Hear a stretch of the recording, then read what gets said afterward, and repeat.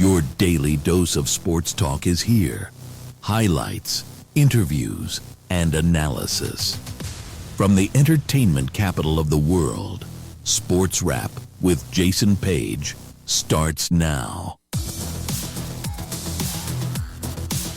Indeed it does on this Wednesday, and great to have you all with us all across the United States of America and Canada. You could be watching on over 270 affiliates, and worldwide, you could be watching us on our YouTube channel, SportsWrap with Jason Page YouTube channel.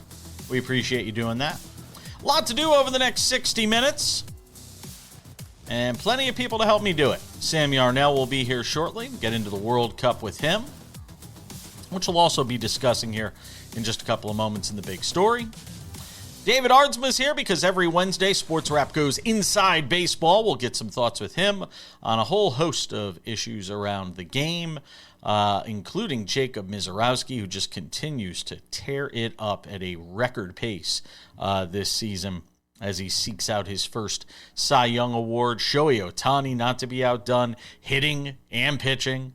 We'll get into it with David on that and more. Also, be joined by Ryan Ballingy, who does a great job. Golf News Net. Some thoughts with him on the U.S. Open, which gets underway on Thursday, Shinnecock Hills, which we're all looking forward to. One of the toughest, if not the very toughest test in all of golf. They're talking about it being unfair, some holes being unplayable. Who's going to win? The odds makers still say Scotty Scheffler. I wouldn't bet on that. I'll definitely take the field.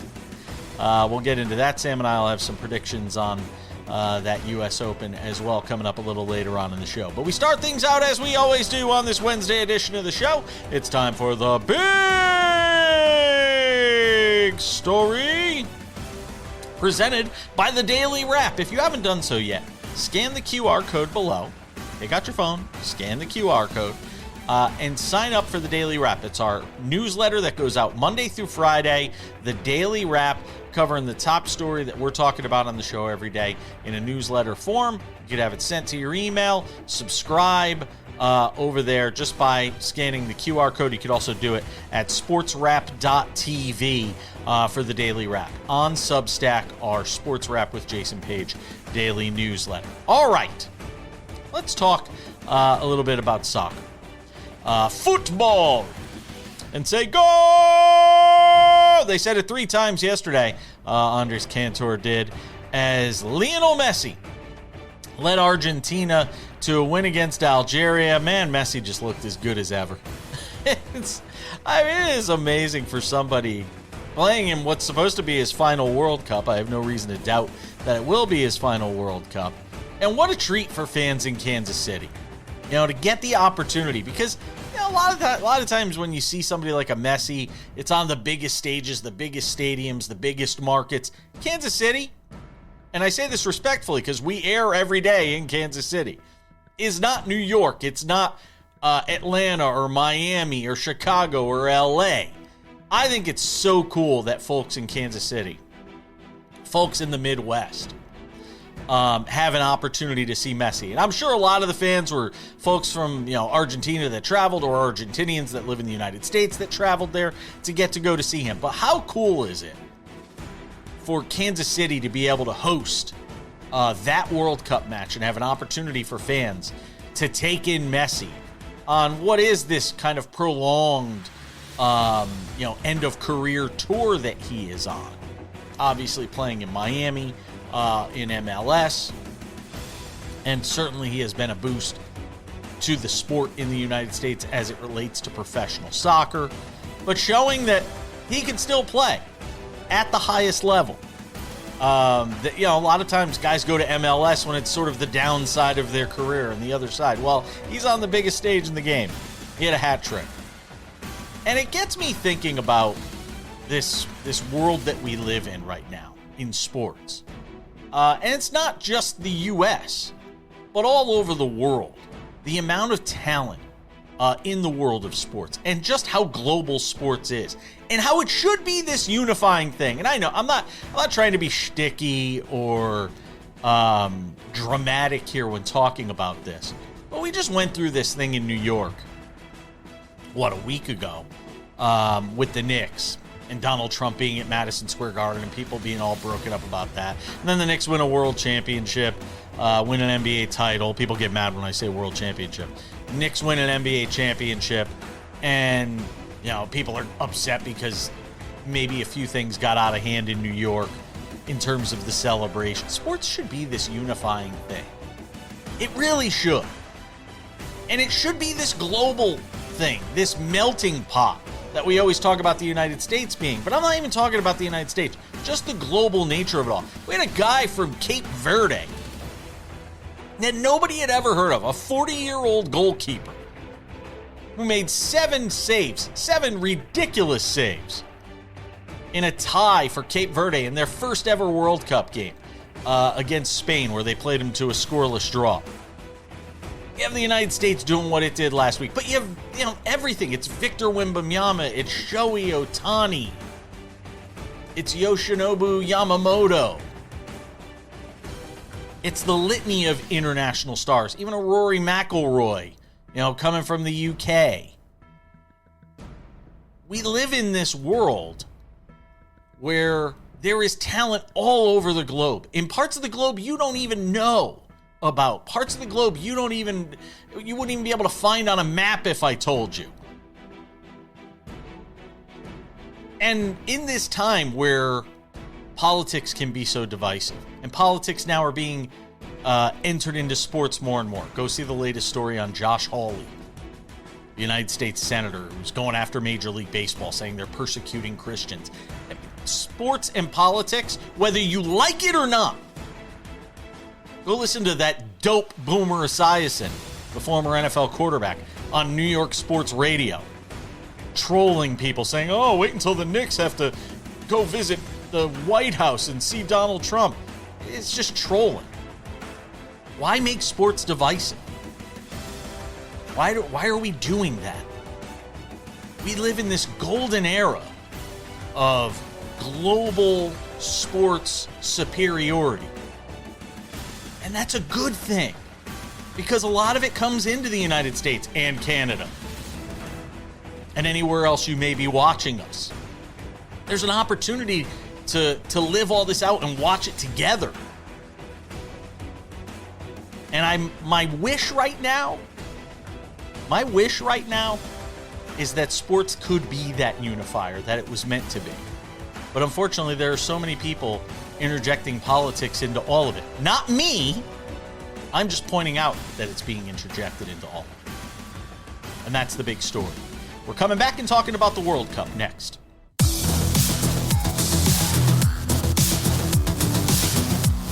Welcome back to the show on this Wednesday. David Aardsma still to come, because if it's a Wednesday, we're going inside baseball. Ryan Ballingy later in the show to preview the U.S. Open. We'll have some thoughts on the U.S. Open and odds and ends as well. Some predictions. And Sam wants to take a victory lap on John Tortorella's demise, so we'll get to that as well. Sounds like he ain't done coaching, though. I don't know where he's going to coach next year, but maybe somebody else will pluck him off of the heap, if you will, to give him an opportunity when they fire their coach late in the season. So, Sam, Lionel Messi, but I mean, what more can you say at the age of, 38? Lionel Messi to be doing what he's doing at this stage of his career. A hat trick now, ties the record for most goals all time, I believe it is, at the World Cup. I mean, it is amazing what he continues to do, even in these late stages of his career. He might want to rethink this being his last World Cup. Yeah. I saw a tweet that actually characterizes what a lot of people are talking about very well. It starts with, I sincerely apologize if this directly replies to you, the person who is listening to this. But if you ever thought that Ronaldo and Messi were anywhere near comparable in terms of talent, you're just simply, you lack intelligence when it comes to knowing soccer, when it comes to knowing ball. This is the greatest player, not only of our generation, Jason. This player is, I think there are a lot of people who are going to argue after this tournament, the greatest player of all time. in any generation, including Pele, including, some greats from South America like Pele that came from over the decades ago. But man, it's hard to make an argument against this guy. It is so hard to make an argument against this guy. Hat trick in game one, setting the all-time record for goals at a World Cup, or at the World Cup, I should say, because it's over so many of these in this incredibly long, incredibly illustrious career. I was texting multiple people about the whole Messi thing as it was transpiring last night, but one interaction that I had really it really stuck with me. I said to someone, we are so lucky, Jason, that we are not only in our lifetimes getting to see Lionel Messi, but we're also getting to see LeBron James. And while as much as I love to come on this show and talk about how LeBron James is the greatest basketball player of all time, which he is, it's different levels to this stuff when it comes to Lionel Messi. Everything that we think LeBron James is to basketball, Lionel Messi is that and more to soccer. It was incredible to watch last night. It was incredible to see. I mean, quite frankly, the Argentina fans put the Kansas City Chiefs faithful to shame with how loud they made that stadium last night, Jason, with less people in it, too. They had to cut out some of the seats to fit the soccer pitch. An incredible night in Middle America.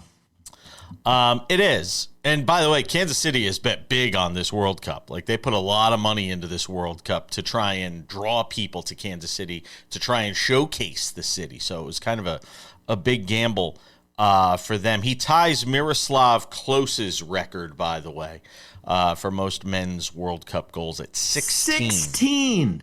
16 World Cup goals. I actually thought it might have been higher. I thought 16 was kind of low. But maybe I'm just not. Jason, they're some of the greatest I'm not players. Soccer guy. Some of the greatest players in soccer history don't even play 16 matches at a World Cup. True. To score 16 goals at World Cup competition is just unheard of. By the way, the pressure amped up on the U.S. squad. If you haven't been paying attention to it, did you see how many people watched the game against Paraguay? Oh, did you see this? Yeah, they set a record. Average of 18 million people tuned in to watch the United States play a country that most people wouldn't even be able to find on a map. I mean, think about that for a second. That's not, I mean, that's, you laugh at me, but most people really could not find Paraguay on a map. If I gave people an empty map right now, they could not find Paraguay. That is not the insult to Paraguay you think it is. That is an insult to the American education system more than anything. Now you sound like my husband. Now that sounds like an argument my husband would be making. I mean, it's just the truth. As unfortunate as it is, if you take a bunch of people and you say, "Where's Paraguay?" and they don't know, that is not an indictment on Paraguay. That is an indictment on where those people were educated. Okay. But 18 million people watch that game. How many people are going to watch the matchup against Australia? That's this Friday as well, I believe, right? That's the thing. The Socceroos look good, man. The Socceroos look good, and the power of Tim Payne. If you haven't heard this story, Tim Payne I probably haven't. Has been an incredible story. I actually, now that I'm saying this, I believe Tim Payne plays for Australia. It's either Australia or New Zealand, which I should not be getting those two confused. But Tim Payne had 50,000 followers or less than that before World Cup competition started. And there was some social media content creator in, I want to say, South America, maybe Argentina, who decided one day, he's got a bunch of followers and makes soccer content, but he decided one day he was going to find the least popular player who had qualified for the World Cup. And he landed on Tim Payne. Maybe it was 5,000 followers that Tim Payne had at the time. Anyway, the long and short of it is the guy has multiple millions of followers now. New Zealand, the guy's got like almost as many followers as freaking Victor Wembanyama. Yeah. It is crazy to see how this whole thing is blown up, and that is the magic of the World Cup, Jason. Yeah, Tim Payne. But Australia looks great. Completely separately, Australia looked really good in their first match. Yeah, Tim Payne is New Zealand. Who also looked really good in their first match. I mean, they're playing really good soccer down there on those islands in the Pacific. We mentioned this yesterday on the show in the big story. I didn't get to talk about it with you. The guy from Cape Verde went from like 50. He's got like a zillion followers now. The 40-year-old goalkeeper who had 7 saves in the tie against Spain. I mean, and again, these are the stories that are going to make this World Cup sort of tick. As much as the United States is a nice thing and that's great, they only play once a week. You need something else to carry the conversation as you move through this tournament, to wherever the United States will wind up. You need these kinds of stories. And it's like the Olympics. It's like all of these events that span out over large periods. It's the stories that make them, Sam. Well, it's also because FIFA absolutely ruined this and let everybody and their sister in terms of countries into this World Cup. And that's why everybody's playing once a week. That's why you're getting horrible matchups every day and 4-1 results in France-Senegal. All right. Sam will return later for odds and ends. David Aardsma is here to talk baseball next.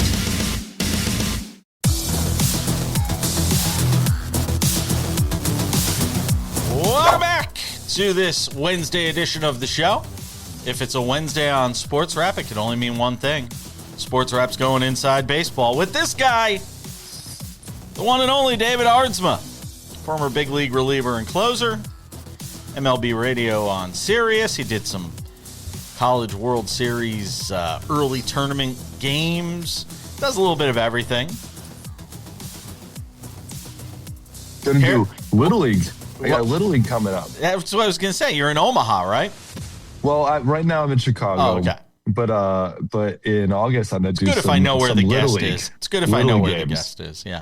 Yeah. That's all right. All right. Let's talk pitching. Among many things, with our friend David Aardsma, it terrifies. I keep saying this. Jacob Misiorowski, watching him throw as hard as he does, I'm waiting for his arm to snap off. I really am.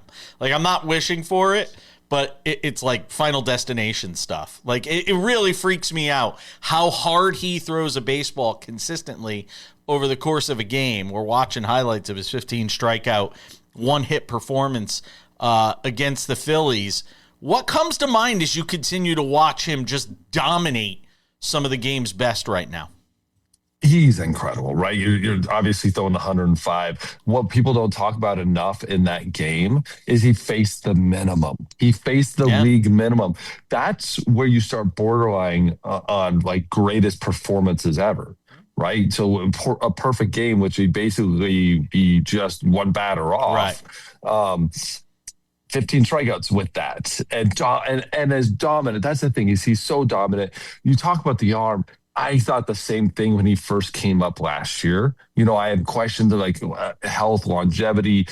But man, like, he's making it work. And again, I thought the same exact thing of Chris Sale.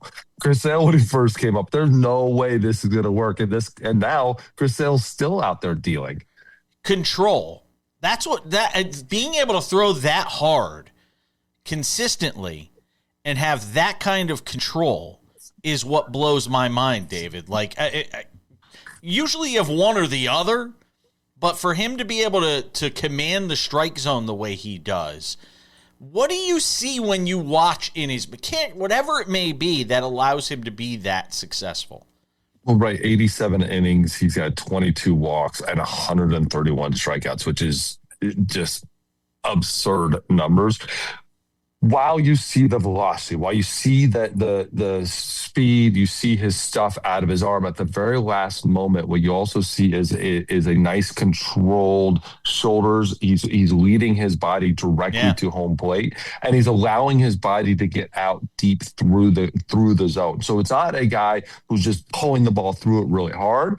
He's very controlled and directive through that catcher. And so when you see something like that, that's when you know direction is always going to be on top of it. Now, again, we're going to have outings. He's going to fall apart for an outing here or there. But I'll tell you what, over those last couple, against Houston, against Colorado, again, that game against Philly, he just keeps getting better. And that's the scary thing. Yeah. He's young. He's I didn't realize he was 6'7". 6'7". He's a string bean, though. He's really thin. And then you look at his legs and you see where he's getting so much of that power from. As skinny as he is on the upper body, his legs, like his thighs, are really big. He's built.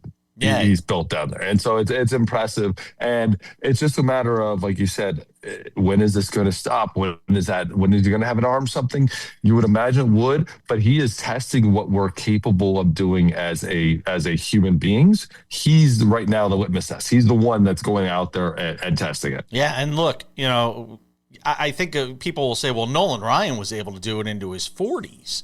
He was able to do that. But Nolan Ryan was a bear.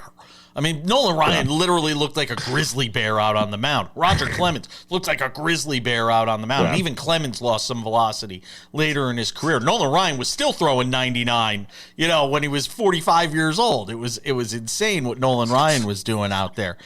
Just ask Robin Ventura. So move away from the Miz here for a second. Talk about some other guys in the National League from a pitching standpoint. Christopher Sanchez is doing great things. And Paul Skeens is like an afterthought right now. He's like third in the Cy Young odds. He's 16-1. You can't even – he's a long shot to win the Cy Young because of the way the Miz and Sanchez are pitching. No, it's insane. But again, like Misiorowski's like so far above what it feels like everybody else because of the stuff. Because Paul Skeens, we were blown away with him throwing 100 every single pitch with command. Then Misiorowski came on the scene and is doing it. It almost seems even better, which is amazing. But we're having some great pitching performances this year. Yeah. And again, Christopher Sanchez did it last year. He's doing it this year with a 1.82 right now. Dylan Cease, let's not forget there. But it's pretty amazing to see what some of these guys are doing. And there's so many guys in the 1s and the 2 ERAs. That thing is just insane. Ohtani's not even on the first page when you look at the odds for Cy Young Award. And he's pitching to a 1 ERA. We'll get to him coming up in the next segment. Tarek Skubal's back. What have you seen early from him one way or another that makes you feel good about how quickly he came back from this elbow surgery? No concern at all. And again, came back from an elbow surgery faster than we ever known, but again, with a little bit new procedure. And it was always one of those where even if you're a pitcher and you have a teammate who's going to go get that surgery, going to go get some loose things come out, the only thing you're concerned about is if when they open it up, if they see something worse. So you're never really worried about this. You're never really worried about what he had. I've had a lot of teammates do that, and you always knew they're going to come back probably better because you're actually removing something that's stopping them from being successful. So Tariq, no problem with him coming back. And again, I've seen nothing but positive things, nothing but he just looks like he's going to be himself. A thought on Justin Verlander here in the last 45 seconds of this segment, getting ready to make his debut for the Tigers. It feels like this is sort of a final season, a farewell tour for him, doesn't it? Yes, it absolutely has that feel. Going back to Detroit, doing that whole, the homecoming road trip. And you know what? It should be at this point. He's kind of been a shell of his former self. He's got nothing to prove. He's got nowhere, nothing that he could go out there and be like, man, is this guy a Hall of Famer or not? It was a first ballot, easy Hall of Famer. I know, though, in your mind and your heart and your head as a pitcher, and especially knowing Justin, he is a competitor first and foremost. That's the thing we love about those players, and that's the thing we also hate because they hold on a little too long in our minds, but in their minds, they're like, dude, I got more. I can do this. I know I can do this, and that's what makes them so great. It's just sometimes they're around a little bit too long, but for Justin, I love it. David Aardsma is hanging out with us. One more segment with him. A whole bunch more to talk about as Sports Wrap goes inside baseball.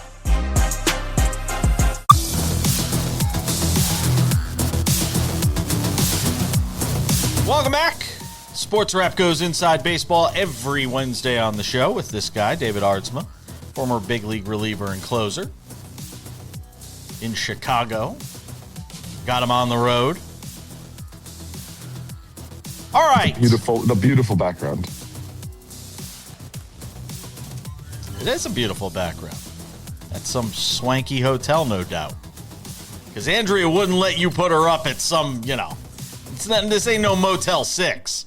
Oh, we are not the high class hotel people. This is a Spring Hill Suites, which is amazing. We've always loved I've Spring Hill done Suites. Spring Hill Suites. Love them. Yeah, and we just gave them some free advertising, so they should love us even more. So Shohei Ohtani hitting bombs and pitching to a 1 ERA. Why is he not getting as much love in the Cy Young race? Is it the number of innings?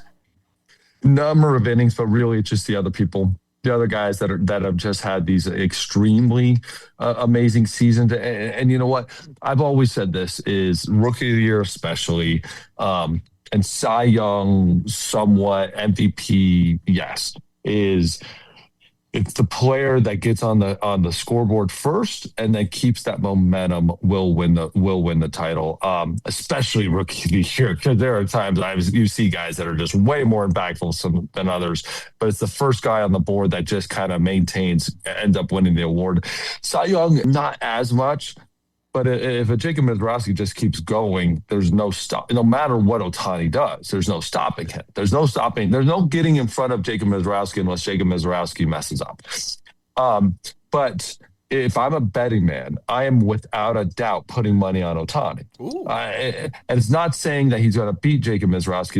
It's just that I think Ohtani's, because of his age, because of his experience, because of what he went through last year and the year before, he's going to be able to maintain it longer throughout the season. And I don't see the Dodgers slowing him down. Right now, you're seeing the Brewers even taking Misiorowski, giving him a little bit of a break, giving him some time off after that last outing. You're going to see a little bit more of that as the season goes, just a little bit of that. And what if Misiorowski has 2 bad outings? Let's just say there's 2 bad outings. Ohtani, if he just maintains, is going to beat him in a lot of these numbers. He's not going to obviously jump him in like strikeouts or stuff like that. But Ohtani's going to be right there in that conversation. And you're telling me Christopher Sanchez or Shohei Ohtani, who's going to have that momentum going into a Cy Young candidacy? Guys, come on. They love the names in these awards. Do you think they're content pitching Ohtani this limited number of innings? Do you think they're okay with that because of what they can back him up with, or do you think at some point they do start to stretch him out a little more, knowing that when you get to the playoffs, you're going to want him to go a little deeper? I'm thinking when you're the Dodgers and you're 47-27, you're running away with the West and everything. They do not care. Plus, you generally with the Dodgers, especially Dave Roberts, the opposite happens in the playoffs. They want those guys to throw less. They want them to throw what Ohtani's throwing. So if I'm in the front office, if I'm running, the pitching for the Dodgers, I'm saying he's giving us exactly what we're going to be using in the playoffs. We want 5 and dive. We want 4 innings. Dodgers are very well known for a pitcher to be dealing for 4 innings in a World Series game and take him out.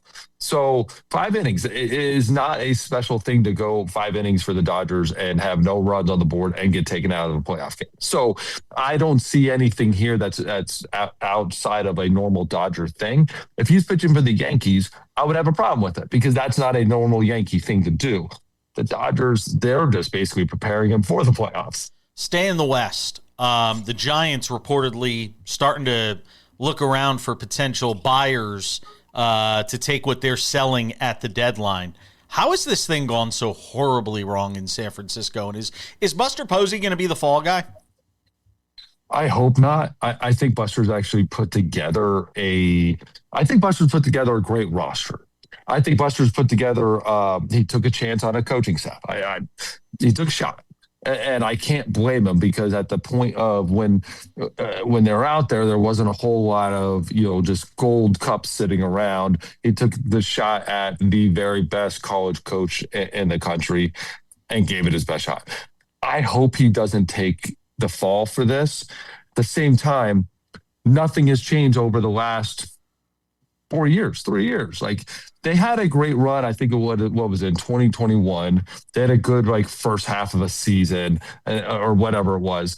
And ever since then they've been below 500. They've been a very average team, and they've just tried to add pieces to it instead of building a core nucleus. When have we really seen prospects thrive through the San Francisco organization that we're all sitting back going, wow, this is the next dude. This is the next guy for the Giants for the next 20 years. We haven't seen that. And that's the core of what their problem is. Even the Dodgers, we still see guys come through there and you're like, wow, okay.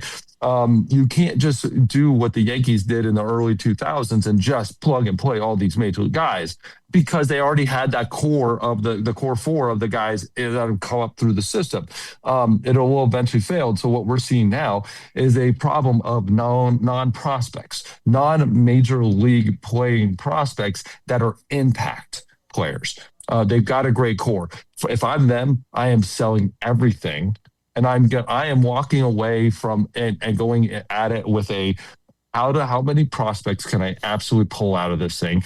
Who can I pull from the Yankees, from the Dodgers, from everybody? And you still have the money.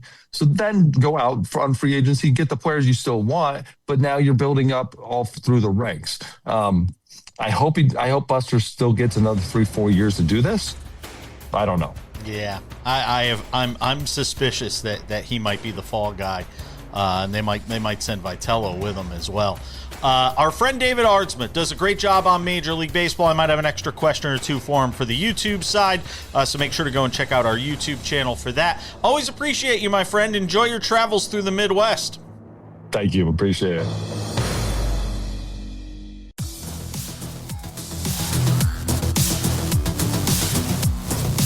Welcome back to the show. Odds and Ends wraps it up 10 minutes from now. We'll have some predictions who Sam and I like for the U.S. Open being held out at Shinnecock Hills, where you're probably sitting in traffic waiting to get there. Ryan Ballingy joins us. Golf News Net does a great job over there to preview this U.S. Open. Which, I mean, I don't care what the odds makers say and where they're putting Scottie Scheffler. This thing just feels like a crapshoot to me in so many regards, because that's what the PGA Tour season has been so far. It's just a giant crapshoot, Ryan. So why is Scheffler still getting all this love despite the fact that he's not playing like the Scottie Scheffler we know and love? I think Scheffler takes a lot of public money, to be honest. You know, he's kind of the proxy for Tiger in a way. I mean, Tiger back in the day was 3-1, 4-1 at the peak of his powers. And that didn't necessarily mean he was actually that likely to win. It was just, you know, that he took a lot of public money. I think that Scheffler's season has been statistically very good. It's at 4 second-place finishes, a third-place finish, and a win. 6 top threes is pretty darn good on the PGA Tour, but not by Scottie Scheffler standards. And he's wound up just short a couple of different times, particularly around the Masters and just after. And I think that's probably why he still maintains this profile. He's close. Everyone knows he's close. It's just he hasn't gotten his hands on as many trophies yet. But I have a feeling he has a good week in store here, especially after a not-so-great showing at Memorial. Run through the field and tell me who sticks out to you after Scheffler for guys that could win this week and why. We have our big four, right, this year. I think that we've kind of established that. Rory McIlroy is your second favorite. He's played very well in the U.S. Open the last basically 7 years, except for last year, which was marginal for him because he didn't finish inside the top 10. It's been a fixture in the top 10 the last, 7 or 8 years in this tournament. So I think he's a reasonable expectation of doing well here, except for the wind. He is typically a high ball hitter, so he's going to have to adjust how he plays to play in the wind, particularly on Thursday and Friday. You know, Tommy Fleetwood had a putt here for 62 in the final round 8 years ago, and he has been playing great golf. I really like his chances, particularly with the win. Matt Fitzpatrick really loves the tough setups. He won a U.S. Open at the Country Club, which wasn't necessarily a long setup, but it was a tough setup, and he was brilliant in it. And he's kind of come out and already said, I want this to be difficult. I want it to be tougher. I think that makes him interesting. And Cam Young's had a beautiful year. He's fallen off a little bit since his good run in April and in May, and he won the Players in March, but very powerful player. If the putter can kind of keep up with the rest of his game, he's got a great chance here. And Ludwig Aubert, who has had trouble closing, but has contended in so many different golf tournaments, particularly in majors. It seems like he's kind of on the rise right here heading into this time of year. Bryson DeChambeau, always a lightning rod for conversation. More likely to miss the cut in your mind or make the cut? make. I think this is a venue that works for his style. You know, he's a 2-time U.S. Open champion. He won both of those on kind of bomb and gouge venues. And by that, I mean, hit it as far as you can. If you land in the rough, use your strength to try to get up to the green. He did that at Winged Foot, which is one of the more difficult U.S. Open venues in September 2020. He used a pretty similar approach to win at Pinehurst number 2, although, you know, he didn't necessarily have to gouge quite as much as he did at Winged Foot. This is a venue with pretty generous width off the tees. It looks that way. It looks wide, but it is going to be deceptively narrow because it's firm, it's fast. There's going to be a lot of run out. There's going to be plenty of wind. So you're going to have to be pretty accurate off the tee. A lot of players are going to find the rough, and the rough is very punishing here. 5, 6, 7 inches deep. You're going to get old school U.S. Open rough this week, where if you miss, you're probably hitting a wedge back into the fairway, hoping to make par somehow. Bryson is probably one of the few players in the field who can hit it far enough that wedge that he has to hit out of the rough can land on the green and give him a chance at making pars. Give me a thought on Brooks Koepka, because I have felt like all season long that's kind of been my guy since he came back onto the tour was Brooks Koepka being able to claw out a win if he could just putt. And that's been the problem for him is the flat stick there. Is there anything that would lead you to believe that Koepka, I think he's going off at like 45-1, 40 or 45-1 this week, could win at this venue? I think a few thoughts. So this is Shinnecock's 6th time hosting the U.S. Open. If you look at the last 2 champions, Retief Goosen in 2004 and Brooks Koepka in 2018, they are U.S. Open specialists. They're both multiple-time U.S. Open champions. I'll go back to Ray Floyd, who's kind of a tough guy, bulldog guy. Same with Corey Pavin, although it was only his major when he won in 94. But you know, those are the kinds of guys that are 95. Those are the guys that can kind of play this type of venue the best, the ones that accept that this is extremely difficult. It could be bordering on unfair, and they can still fight through it anyhow. They're not defeated before they get to the first tee. Brooks Koepka is one of those guys. The other part of this is he took a precautionary measure and withdrew from the final round of the RBC Canadian Open over the weekend. He was in contention, and he said he had trouble feeling part of his left hand. And he said he took 4 days off, feels better about it now. We don't know the reason for that entirely, that numbness, but that would be my concern in thinking about Koepka is if that is a recurring problem and somehow comes back, is that going to bother him enough to compete at the highest level over the course of the weekend? I think he can push through that kind of thing. And like you said, he's played very, very well from tee to green this year on the PGA Tour. The numbers don't lie about that. It is the putting that is the struggle. But in U.S. Opens, bad putters get rewarded because everyone struggles putting. Yes. The greens are very firm. They're very fast. Everyone's going to 3-putt. It's going to happen. So if you wind up in the wrong spots, you just kind of have to accept that. Well, Koepka accepts that regularly. He's not the best putter right now. So that may actually work out to his favor. Who wins? I think it's a Tommy Fleetwood or Matt Fitzpatrick show. I took Tommy Fleetwood in my one-and-done picks. Kind of used Scotty Scheffler already, but I don't think Rory's ball flight particularly works well here. I do like Bryson's chances too. I think the bomb and gouge method can work here, but he's got to get through the first 2 days of the week. That is Ryan Ballingy. He does a great job. Golf News Net. Check out his work there. Always appreciate you, my friend. Thanks, Jason. Appreciate it.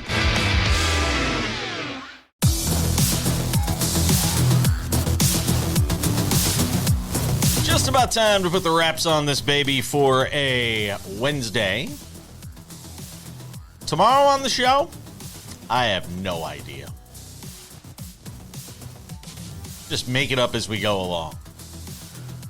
Top stories in sports, we'll be covering them, though, I can promise you. Couple of reminders before we go.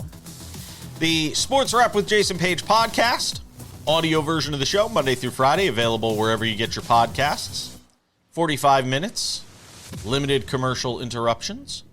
It is fantastic, I promise. Show works just as well in its audio form as it does its TV form. Speaking of video, the Sports Wrap with Jason Page YouTube channel is the place to find all things Sports Wrap with Jason Page. The Monday through Friday TV version of the show is there. Extended conversations, Sports Wrap shorts, Sports Wrap originals, all sorts of fun stuff.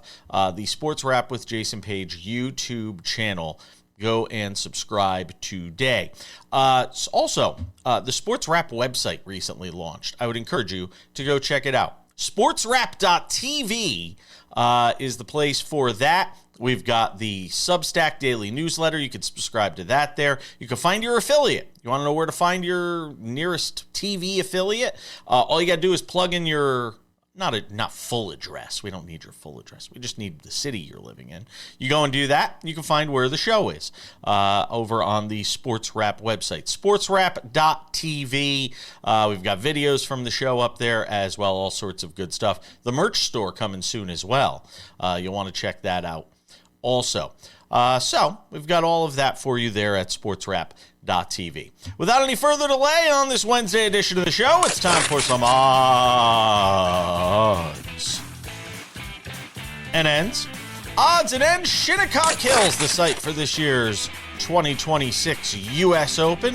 Is this the third? Is this the third major of the golf season or the second? It's the third, I think, right? Because they already played the PGA Championship, right? Because they played like stupid early in the season. Third major of the tennis season. Scotty Scheffler is your favorite at Shinnecock Hills, Sam Yarnell. But you and I were just talking during the break, and maybe we should be placing odds on like who misses their tee times, trying just to get to Shinnecock Hills. Apparently, it's not the greatest venue in terms of location. Yeah.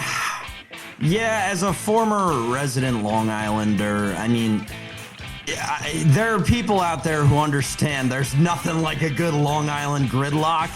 And just the way that course is laid out on the South Fork it's going to be very interesting to see the traffic patterns. I mean, those of you who keep up with the Twitter machine as much as some of us do, you've seen the tweets from like even some players being like, man, this traffic is insane. Like on practice days, this traffic is insane. So I will be very interested to see. We might have guys taking helicopters to the first tee box, Jason. That may be a real thing come moving day on Saturday. Scotty Scheffler is your favorite. I am amazed at the disparity in the odds. Scheffler is plus 550. The next closest is Rory McIlroy at 12-1. And then John Rahm at 15-1. You go down the list: Xander Schauffele, Tommy Fleetwood, Matthew Fitzpatrick. Again, I keep coming back to a name, and I will keep coming back to it. Give me Brooks Koepka, 45-1, man. I feel like Brooks Koepka's. I feel like he's right on the. If he putts, that dude's gonna win. If he just makes some putts, Sam, Brooks Koepka could absolutely win this tournament. So if I'm looking for a sleeper, I'll go 45-1 on Brooks Koepka. But I'm still trying to figure out why Scheffler's getting so much love. Yeah, I think it's probably just because the pedigree, right? And even as much as he hasn't won this year, Jason, we've seen what he's done this year, right? In terms of having absolutely horrible first days and rocket ship next 3 days to get into the top 5 usually. So I think it's just the sportsbooks kind of hedging on he's eventually going to be good on all 4 days of a tournament, and they're just hedging their bets that figuratively speaking, that this is the tournament where he does it. Real quick, pick me somebody, because I want to get to one more story. Yeah, so I'm trying to find it here, but I was surprised there's some houses that aren't offering it for this tournament.